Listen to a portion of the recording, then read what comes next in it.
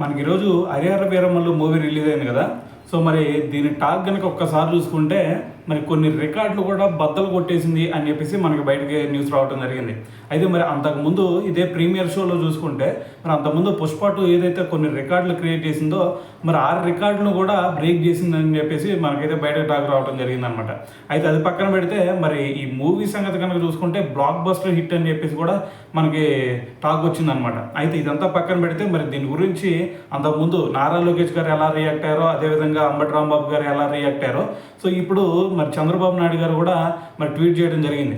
అయితే ఆయన ఏమని ట్వీట్ చేశారు అంటే మరి పవన్ కళ్యాణ్ గారి అభిమానులు ప్రేక్షకులు ఎన్నాళ్ళుగానో ఎదురు చూస్తున్న హరిహర వీరమల్లు చిత్రం విడుదల సందర్భంగా శుభాకాంక్షలు అని చెప్పేసి, అదేవిధంగా మిత్రులు పవన్ కళ్యాణ్ గారు చారిత్రాత్మక కథాంశంతో రూపొందించిన చిత్రంలో తొలిసారి నటించిన హరిహర వీరమల్లు సూపర్ హిట్ కావాలని కోరుకుంటున్నాను అని చెప్పేసి, అలాగే ప్రభుత్వంలో డిప్యూటీ సీఎంగా కీలక బాధ్యతలు నిర్వహిస్తూనే సమయాన్ని సర్దుబాటు చేసుకొని నటించిన ఈ సినిమా అన్ని వర్గాలను ఆకట్టుకోవాలని చెప్పేసి ఆకాంక్షిస్తున్నాను అని చెప్పేసి ఆయన అయితే ట్వీట్ చేయడం జరిగిందనమాట.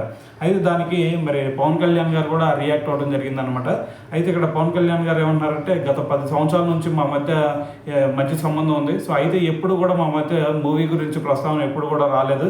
అయితే మరి ఈరోజు ఆప్యాయంగా అందించిన ఆకాంక్ష ఆశ్చర్యాన్ని అలాగే ఆనందాన్ని కలిగించింది. మరి ఆ మాటలే విజయ సంకేతాలుగా భావిస్తున్నాను. నా బాధ్యతలు నిర్వహిస్తూనే సినిమాలో నటించి వెసులుబాటు ఇచ్చినందుకు, చిత్ర విజయాన్ని ఆకాంక్షించినందుకు చంద్రబాబు నాయుడు గారికి మనస్ఫూర్తిగా ధన్యవాదాలు తెలియజేస్తున్నాను అని చెప్పేసి మరి పవన్ కళ్యాణ్ గారు కూడా రియాక్ట్ అవ్వడం జరిగిందనమాట.